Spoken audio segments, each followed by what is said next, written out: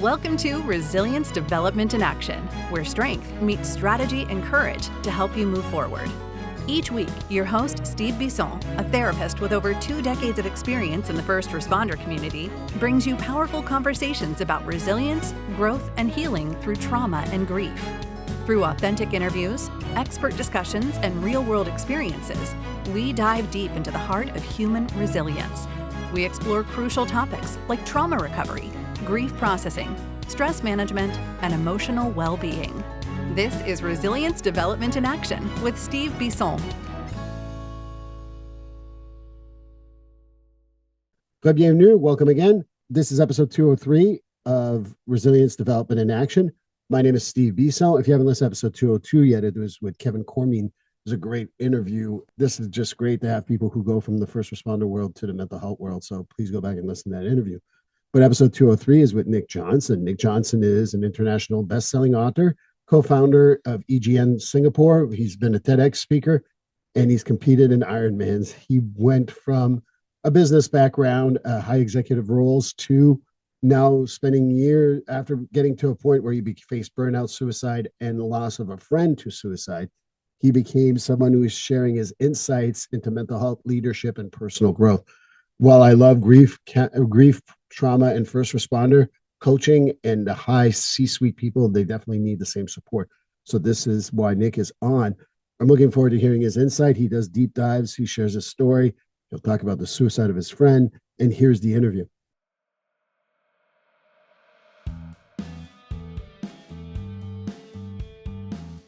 GetFree.ai. Yes, you've heard me talk about it previously in other episodes, but I'm going to talk about it again because GetFree.ai is just a great service. Imagine being able to pay attention to your clients all the time instead of writing notes and making sure that the note's going to sound good and how are you going to write that note and things like that. GetFree.ai liberates you from making sure that you're writing what the client is saying, because it is keeping track of what you're saying and will create after the end of every session a progress note. But it goes above and beyond that. Not only does it create a progress note, it also gives you suggestions for goals, gives you even a mental status if you've asked questions around that, as well as being able to write a letter for your client to know what you talked about. So that's the great thing. It saves me time, it saves me a lot of aggravation, and it just speeds up the progress note process so well. And for $99 a month, I know that that's nothing. That's worth my time. That's worth my money. You know, the best part of it too is that if you want to go and put in the code Steve50 when you get the service, at the checkout code is Steve50, you get $50 off your first month. And if you get a whole year, you save a whole 10% for the whole year. So again, Steve50 at checkout for getfree.ai will give you $50 off for the first month. And like I said, get a full year, get 10% off, get freed from writing notes, get freed from always scribbling while you're talking to a client, and just paying attention to your client so they win out, you win out, everybody wins. And I think that this is the greatest thing. And if you're up to a point where you got to change the treatment plan, well, the goals are generated for you. So getfree.ai, code Steve50 to save $50 on your first month.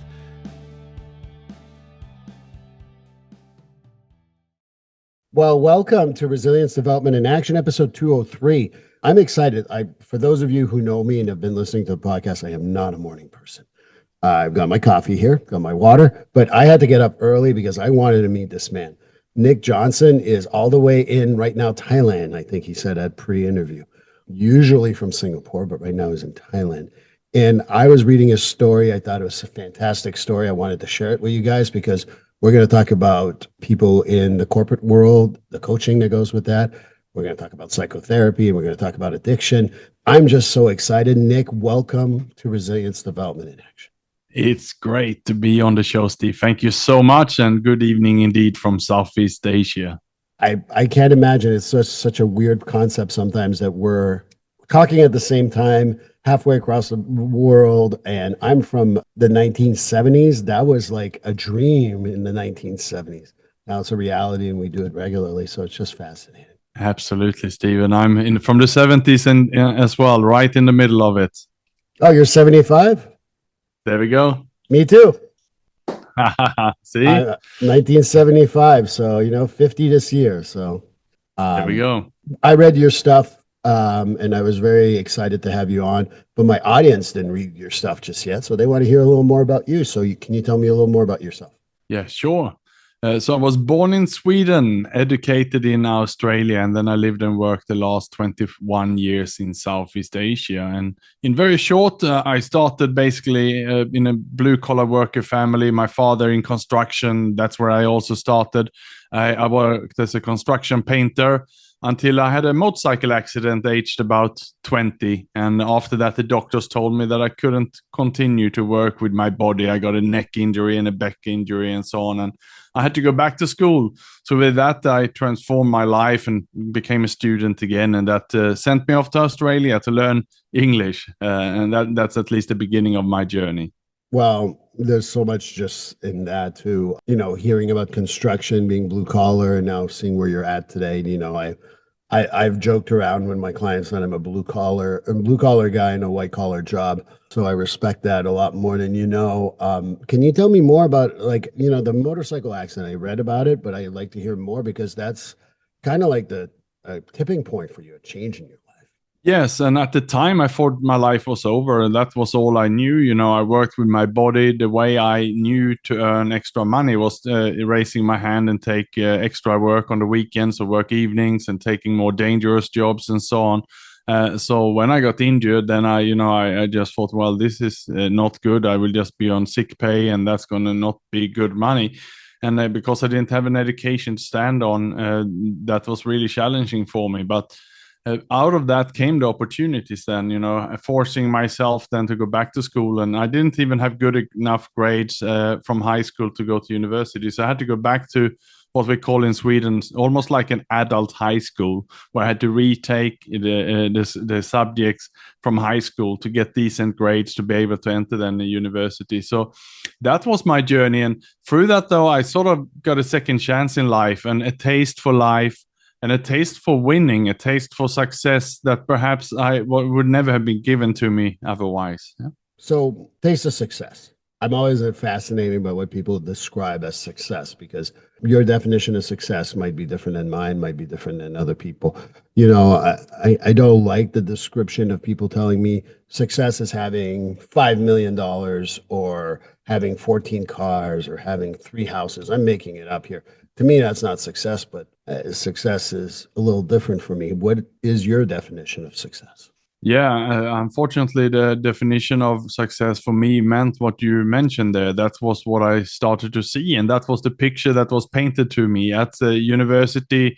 The teachers was talking about, topping classes, getting scholarships, working hard, getting the awards, and having that attitude of winning. That was success at university, and then that's what I picked up on. And I brought that mentality with me into the corporate world later on, where I started then as an account executive in an American advertising company in Thailand. And I would say that I elbowed my way up the corporate ladder until I reached the managing director position. And then I had what the world defined as success. I defined it as success. That was what everyone saw. But that's when also I started to crash. That was the beginning of my fall. Once I had reached that top, and it was like an illusion to climb that corporate ladder, because once I had that house with 5 floors, driver, maids, and a full squad of people serving me, that was when I was the most ungrateful and sort of unhappy ever in my life. Well, that's fascinating because we talked a little bit about coaching earlier. And it's one of those challenges, right? My experience with people who in the corporate world, they claw up, they work hard, they this and that. Then they get to a point regularly of going, there's 2 things that usually happens. I feel like an imposter. How the hell did I get here? And B, is this worth it? Was this 80, 90 hour a week clawing, doing what I needed to do really worth it? So I'm sure that you've seen leaders have some of these challenges. I'd like to hear more a little bit about that and even talk about your challenges if you want to. Yeah, absolutely. So in 2015 is the year that I'm referring to. That's when I basically I basically start going down. I resigned from my job. Then I was, delusional. I was unhappy, and I with that also I lost myself, and I filed for a divorce because I wasn't ready to have any conversations around it. So with that, I became very isolated, very lonely. I then traded my healthy diet for fast food and pizza. I traded my gym membership for a bar stool and basically gained about 50, 60 pounds. And the issue is that on the outside, people thought that, it's good to see that you're not always just working. It's good that you have some fun as well. And I sort of picked up on that, and I just made excuses and said, I'm in transition. I have another new project coming. But that was all lies. I was jumping from project to project, burning through my savings. And before I knew it, I was broke and I would become an alcoholic. So that was my fault. And it took me 2-3 years to slide down to my rock bottom.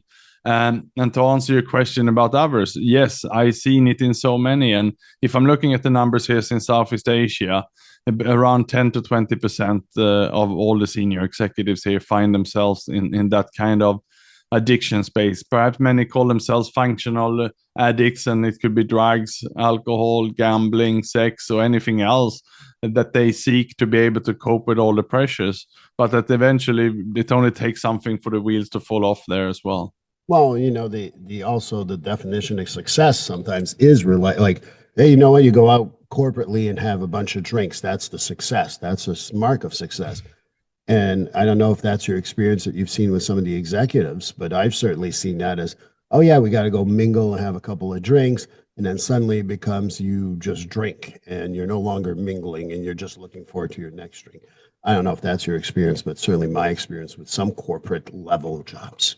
Yeah, that was the experience I had, and that was how I delivered in Southeast Asia. I worked mainly in Thailand, Vietnam, and Indonesia.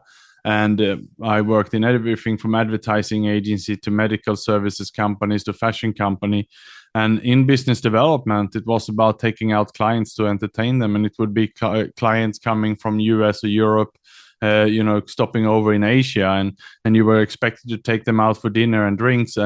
And it seemed like the more drinks you had, the more assignments you managed to get them to sign up, and they would come back for more. So it was going hand in hand. And I remember my bosses cheering on me, encouraging me to go out and network and entertain as much as possible. And with that, I brought back more contracts. So yeah, at that part of my career, it seems like the more I was consuming alcohol and going out, the better I performed. And the better you perform, but the less you perform really in your personal life because it's just you don't have a personal life anymore, right? Yeah, and it was destroying my health. The issue is that I was also in denial about it. While I mentioned it was 2015 when it started to become an issue for me, it was early signs already around 2004, 2005 when I ended up in hospital on a Monday with hypertension and the doctors giving me medication and so on. I didn't realize that at the time, and neither did the doctors, that it was alcohol related. But it was obviously after a big weekend out consuming way too much alcohol. No wonder that I was struggling making it into the office on a Monday morning. Those were the early signs, but I didn't see it as that because alcohol is so socially acceptable, especially when it comes to business and entertainment. And on the weekends, also going out playing golf in 40-degree Celsius, that's 100 Fahrenheit plus, right? Right. And consuming alcohol, no wonder you're going to get sick. Well, what's funny is that I go play golf now, and this has been a few years now, with a few people who are in full sobriety, and I don't drink when I play golf. I pre-interview, and you guys heard me on the podcast talk about some of the stuff I went through. Not only is it hypertension, I think that how does it affect even your mentality and how you think about things? I think you become so consumed with either the job or alcohol, but you're never like dealing with other stuff that's happening in your life.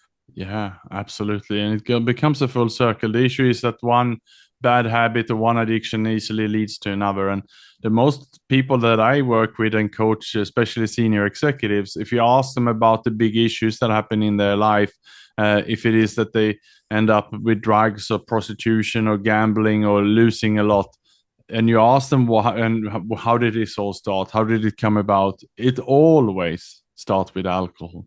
They wouldn't say that they've gone out buying drugs or going to see prostitutes and with everything that comes with that. Sober, it normally starts over dinner and then drinks and then on it goes.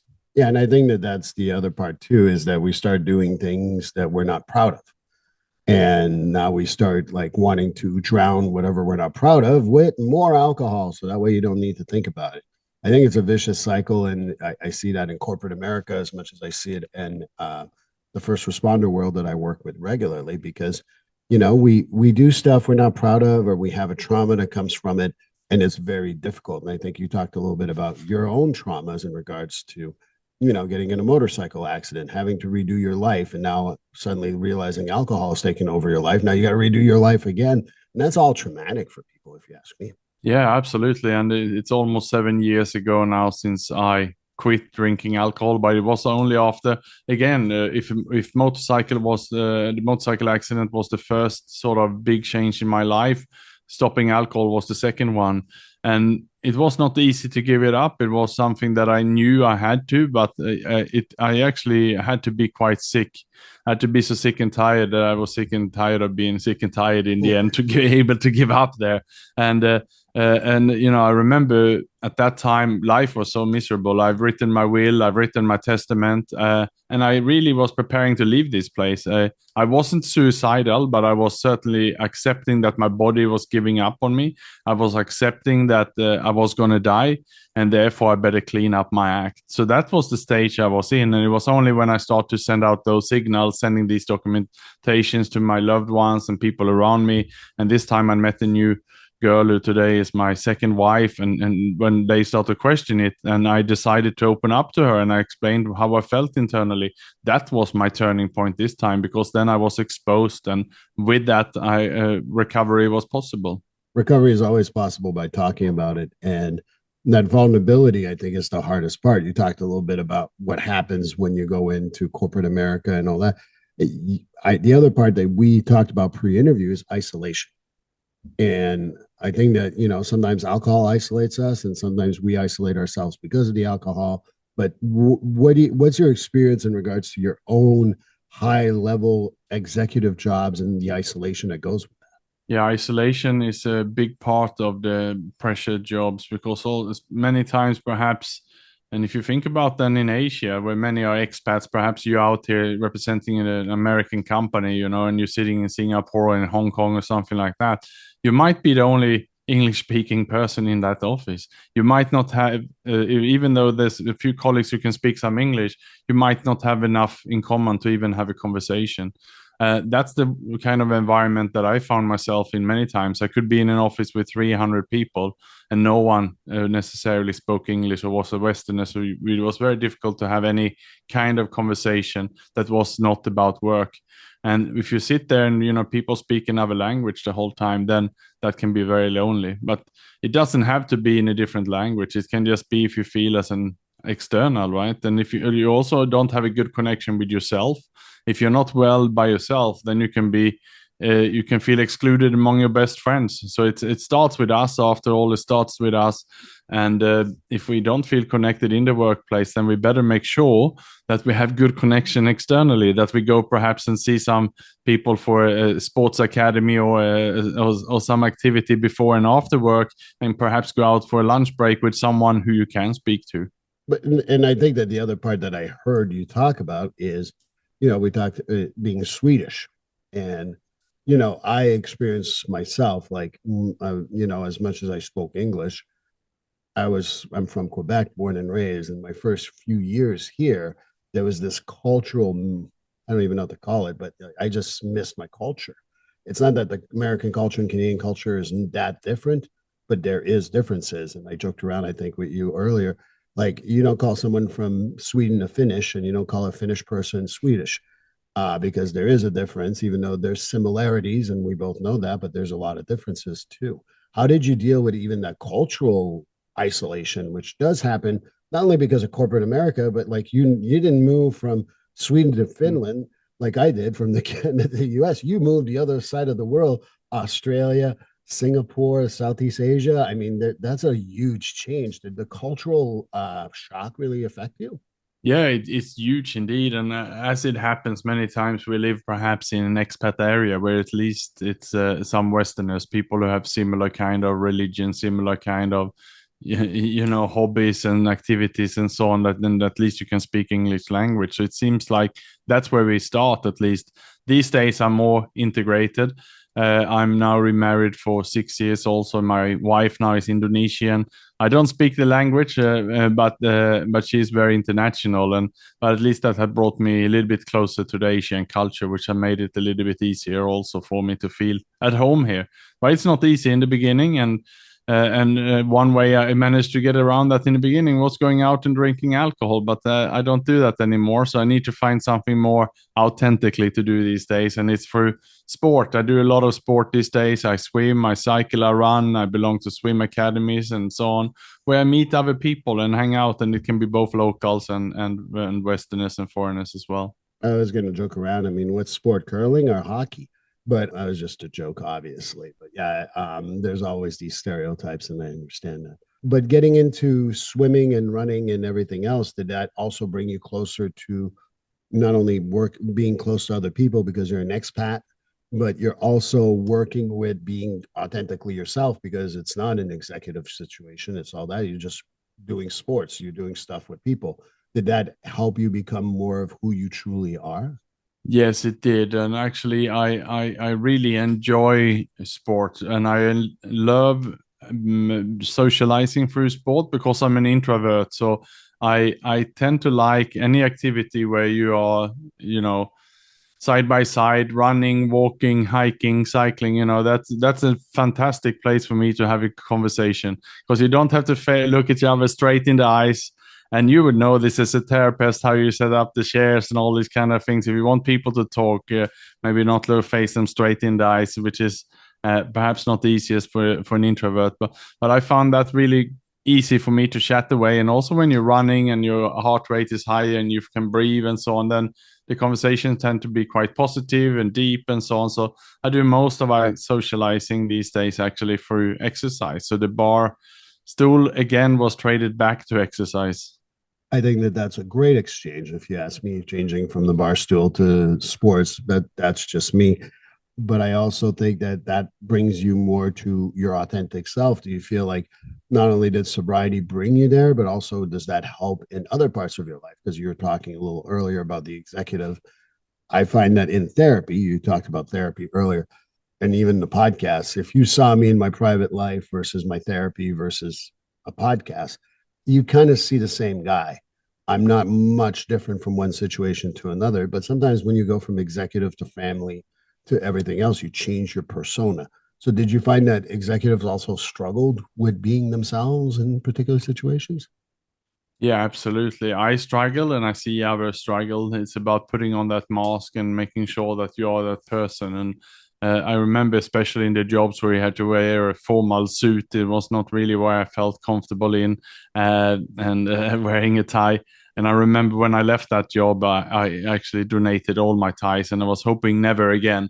And then last year, I was invited to a dinner when I had to get a tie, so I bought one for just that occasion. But I prefer to be a bit more relaxed and so on. So yes, I'm much more my authentic self these days, being more of an entrepreneur, doing speaking, coaching, training, workshops, and all these kind of things. Even though I speak also at a lot of conferences, and a lot of them would wear suits. I actually come in a t-shirt and a suit jacket, and I'm fine with that. There was only one time they had a requirement of wearing a tie, and yeah, I would play along for one time then, but it's not really me. I respect that, and I certainly am the same way. This is okay, like it, but I'm not someone who likes to wear the same things. I think that showing up with who you are and how you dress is so important. Did you feel that by being a little more yourself, dressing the way you wanted, also created a better relationship with people you're coaching, people in your speaking engagements, and so on and so forth? Yes, absolutely. And I think one of the reasons behind my success in the coaching space is my authenticity. The fact that I'm sharing my story today with you here, Steve, and the listeners about hitting rock bottom, having fallen into alcoholism and climbing out of that. Those are things that I also share in my book, the Executive Loneliness book. So my story is out there, which creates a lot of trust. People feel quite safe to come and see me. And in fact, if someone applying for a job in my company, I send them a PDF copy of my book and I refer them to page 30 in the book, which is when I'm explaining about hitting rock bottom. So that's the toughest day in my life, explained very much in detail there.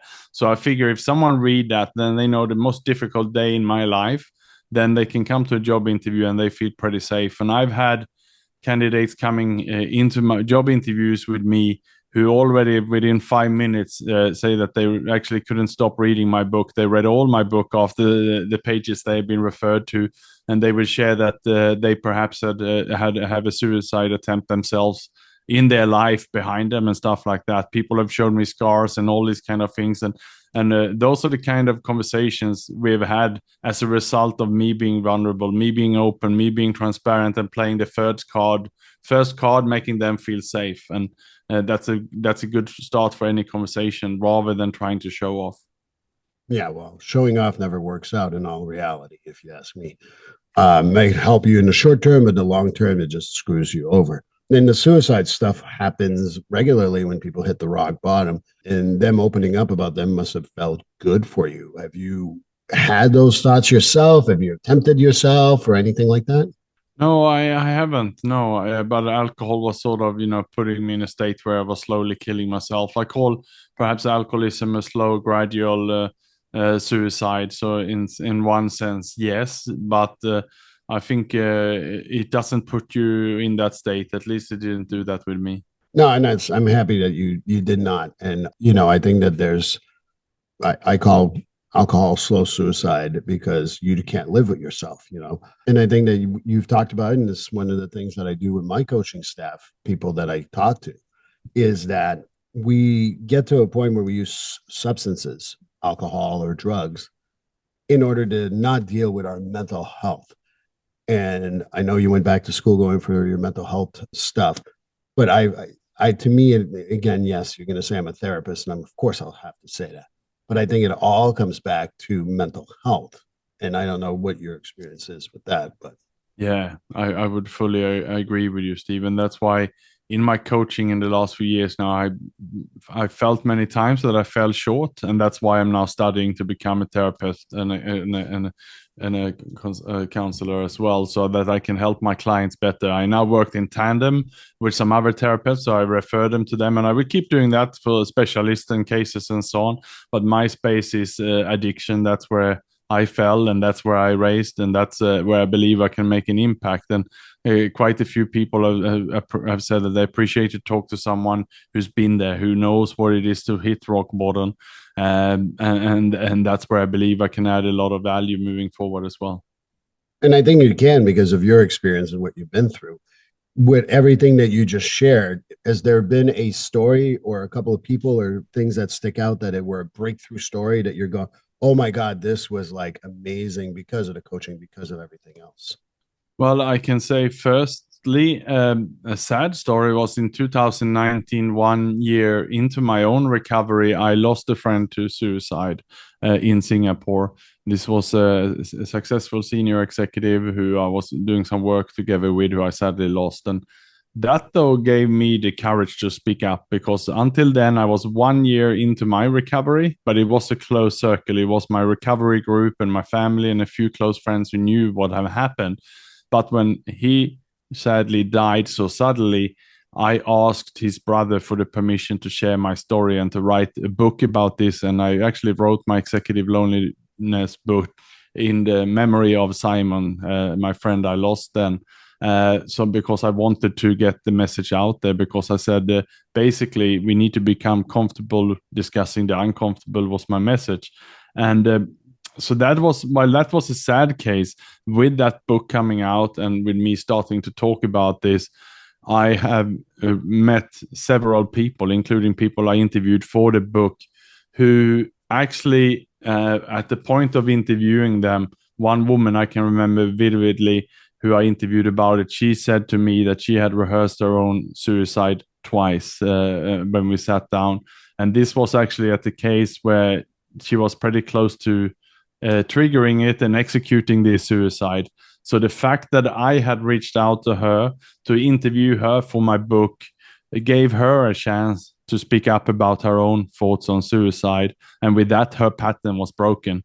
Because obviously, talking on these conversations, I already also had counselors and psychotherapists and professionals on standby should help be needed.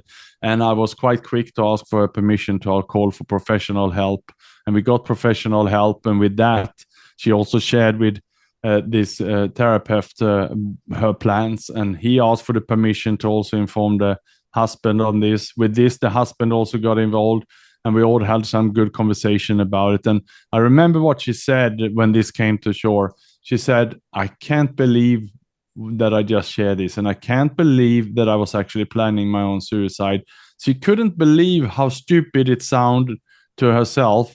The fact when she just spoke it out, she sort of similar experience like me. She was on her way back already. And these days she's changed her career. And she has her life back and living her best days now. That's an amazing story, and I'm happy that she was able to share that with you. You know, suicide is such a controversial thing for so many people, and I always describe it from my perspective, and it's the most courageous, cowardly act you could ever do, because it's both courageous and cowardly. And I don't say that to my clients when obviously they're having those thoughts, but it's also the way out, right? Because then when you don't see the way out, that's the only choice you feel you have.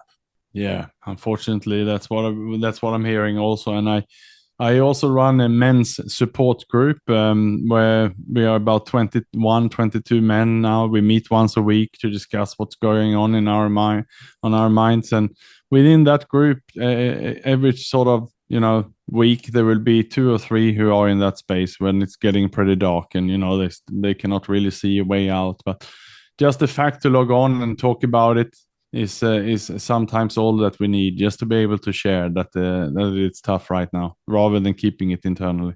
The biggest protective factor of suicide to me is having connections with other people. Whether you're introvert or an extrovert, it doesn't matter. If I know that I can turn around and say, look, Nick, I need your support, and I know I'll get it from you, that'll save me from a lot of suicidal thoughts and or attempts. So I think social support is great.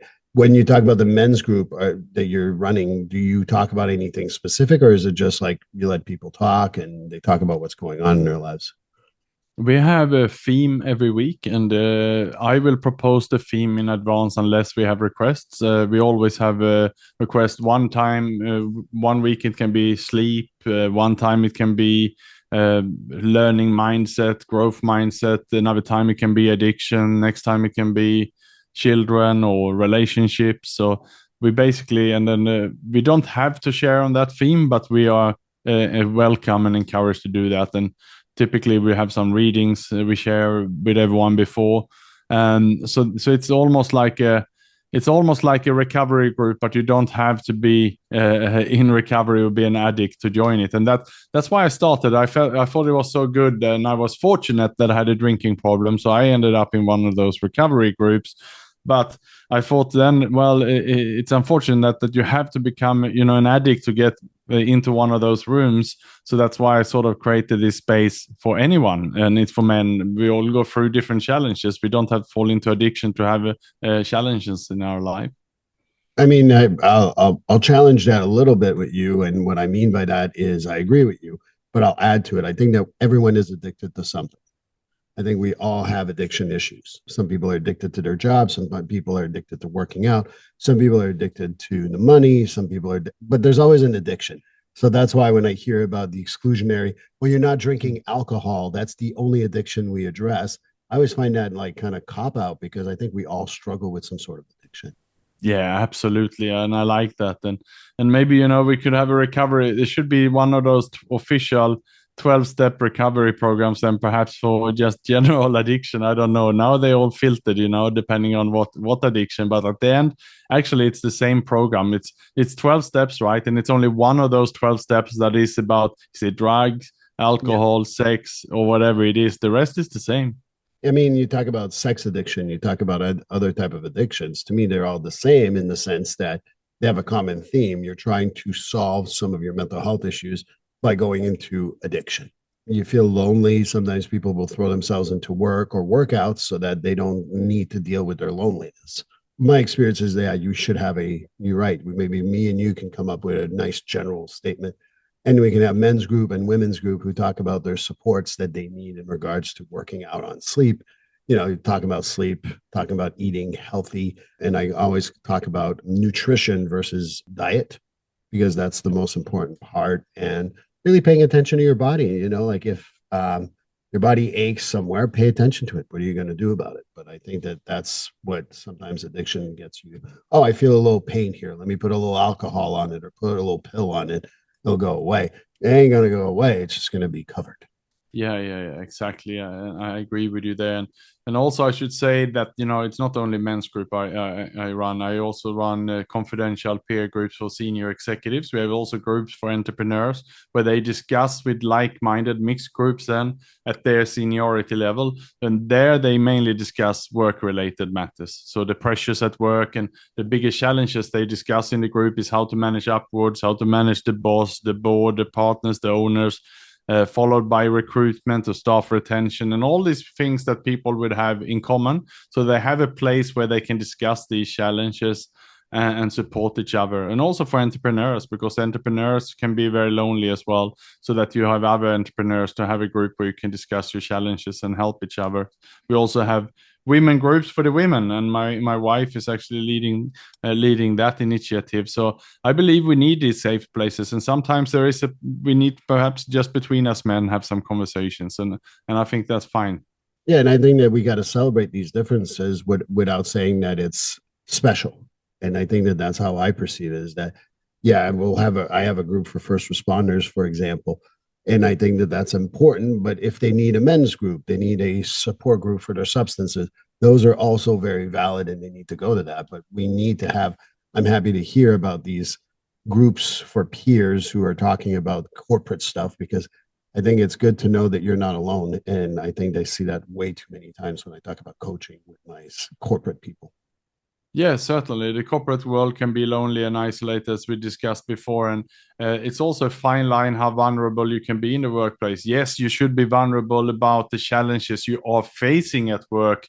If you are, for example, in my case, I was not very good at Excel, but I was too scared to go to admit this to my boss. I wanted to come across as perfect. So I didn't share with her that I needed support with Excel. And then I made mistakes and I covered up for that. I should have been vulnerable. I should have said, I'm not so good at this. Can I get some help or can I get some support? But I wasn't. I was scared to be judged and so on. That's the vulnerability we should have. But I don't encourage people to come in and share everything that's going on in their personal life in the office, because that could be used against them and gossiping and so on. That we need our safe places. Perhaps one or two colleagues we can share things that we're going through personally in the office, but not overshare with everyone. That's not my point in vulnerability here. And I think that that's where people have to understand about oversharing versus vulnerability. There's a very thin line between the two, and finding that actual line is always very important, very difficult. So I agree with you.